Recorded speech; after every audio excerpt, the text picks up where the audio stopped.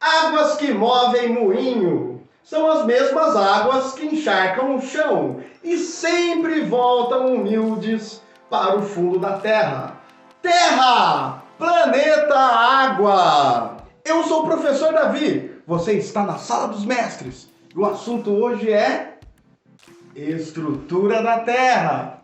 Vem comigo!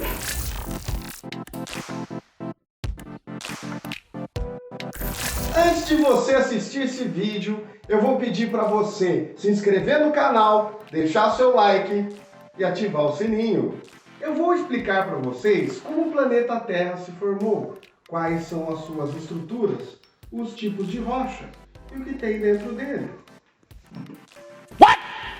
No interior do planeta Terra não tem papelão. Muito menos uma sociedade secreta, como descrito no livro de ficção científica de Júlio Verne, Viagem ao Centro da Terra. Nós teremos basicamente 3 camadas: núcleo, manto e crosta terrestre, que é a camada no qual nós habitamos. O núcleo corresponde a aproximadamente 1/3 de toda a massa terrestre, subdividido em 2 camadas, classificada conforme os seus respectivos estados físicos. O núcleo externo sendo líquido e o núcleo interno sendo sólido. O núcleo externo é representado pela sua fluidez, muito maior que a do manto, com razão das temperaturas, que se aproximam dos 3.000 graus Celsius.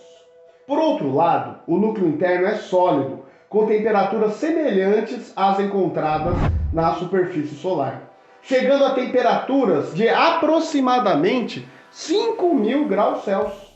O fato do núcleo ser sólido deve-se à pressão exercida sobre ele, extremamente elevada.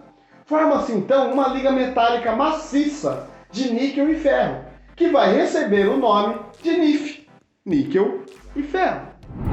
O manto terrestre representa a camada intermediária da Terra, entre o núcleo e a crosta.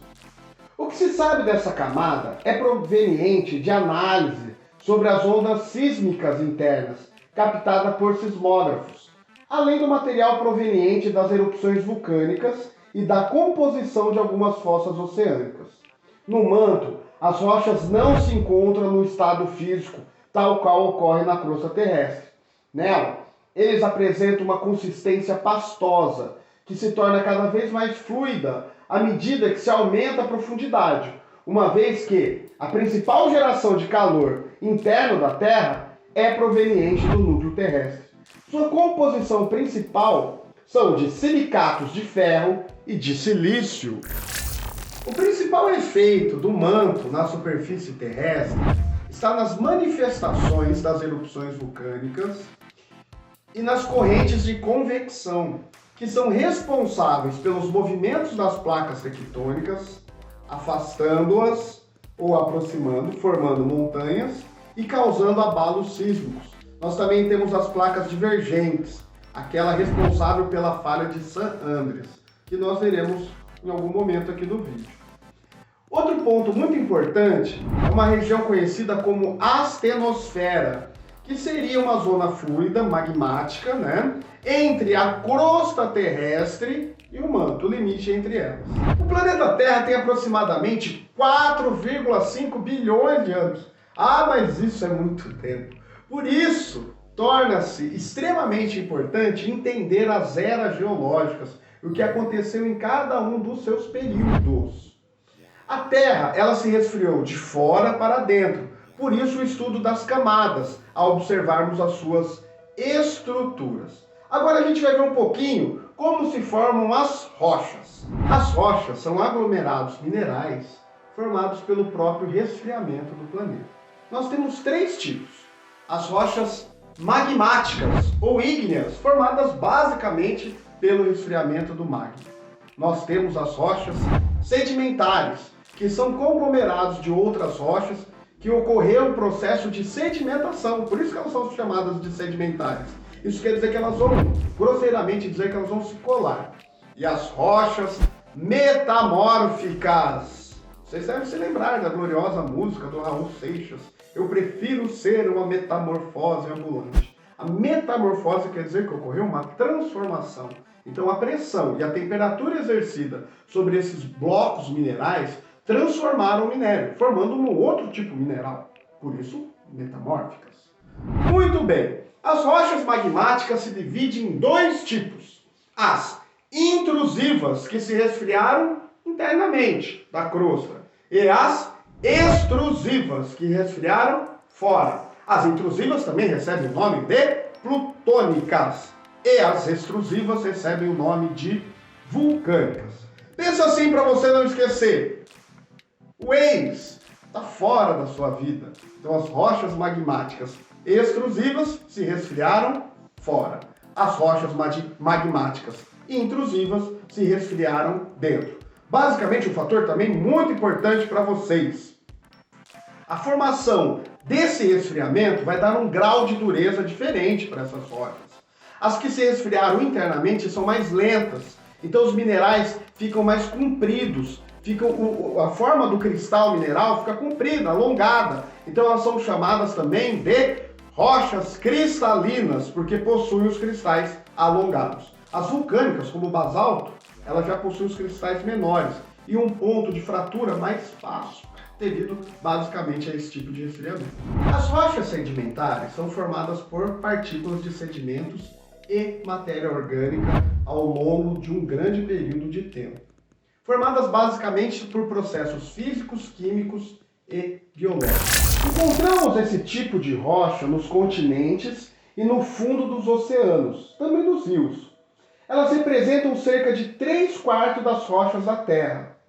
São provenientes de outros tipos de rocha, que com o passar do tempo foram sendo constituídas pelos processos de erosão, pela ação do vento, da chuva, do gelo, dos mares. Por esse motivo, esse tipo de rocha é possível encontrar diversos fósseis, ou seja, vestígios de seres vivos, tanto vegetal quanto de animais antigos. Assim, representam elementos importantes para a pesquisa. São relevantes para os estudos sobre as variações ambientais ao longo do tempo, bem como os aspectos geológicos que formam a estrutura terrestre. E finalmente as rochas metamórficas, que são conglomerados minerais ou orgânicos que sofreram pressão e temperatura elevadas na crosta terrestre, transformando-se em outros minerais, formando outras rochas. Por exemplo, a ardósia, muito utilizada na construção civil, oriundo do argilito. O mármore, que é proveniente do calcário. A gneiss, rocha proveniente do granito. Ou o quartzito, do arenito. São alguns exemplos desses tipos de rocha. Em 1912, o geofísico alemão Alfred Wegener vai propor a teoria da deriva continental, citando que os continentes estavam reunidos num supercontinente, conhecido como Pangeia. O próprio desenho e recorte dos continentes, vestígios fósseis e também glaciares comprovavam um pouco de sua teoria. Porém, a ideia não foi bem aceita pela comunidade científica, que ficou intrigada de como que os continentes se afastariam. Wegener chegou a dizer na força dos oceanos, que não seria possível. Em 1950, com os sonares e os submarinos, os norte-americanos conseguiram identificar a dorsal mesoatlântica, um grupo de cadeias montanhosas localizados no Oceano Atlântico, responsável pelo afastamento da placa sul-americana e da placa africana. Dessa forma, a teoria de Alfred Wegener voltava a ser discutida como teoria da tectônica de placas, provando que realmente os continentes no passado geológico estavam unidos e continuam se afastando até os dias atuais. Infelizmente, Wegener faleceu de hipotermia numa expedição para a Groenlândia, não desfrutando da veracidade de sua teoria.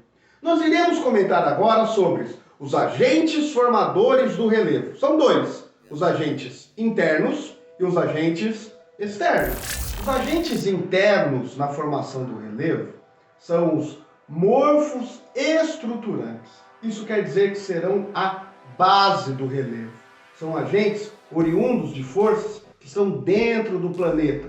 São elas: a tectônica de placa, movimento causado pelas zonas de convecção, ou seja, o movimento que as placas realizam. O vulcanismo, material magmático expelido na crosta terrestre. Os abalos sísmicos, os tremores, os terremotos, produzidos pelo movimento das placas. E dois elementos muito importantes que possuem nomes esquisitos. Mas não se afligem com os nomes. O mais importante é não decorar os nomes, mas entender os processos. Esses dois agentes são os agentes orogenéticos. Oro, montanha. Gênese, surgimento. Surgimento das montanhas.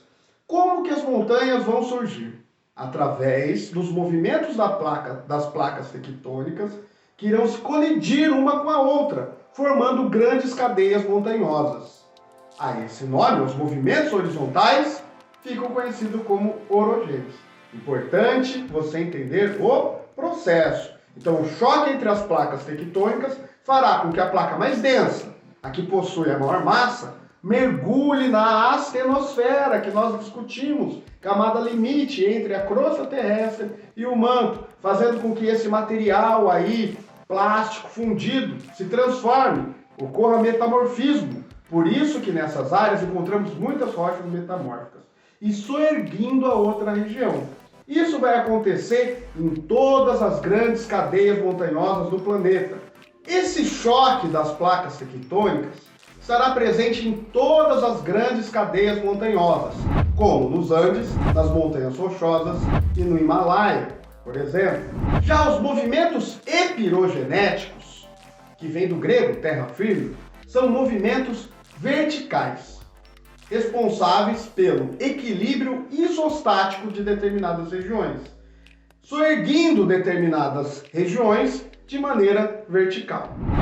Os agentes externos são os morfoescultores, o intemperismo, por exemplo. Mas o que seria intemperismo?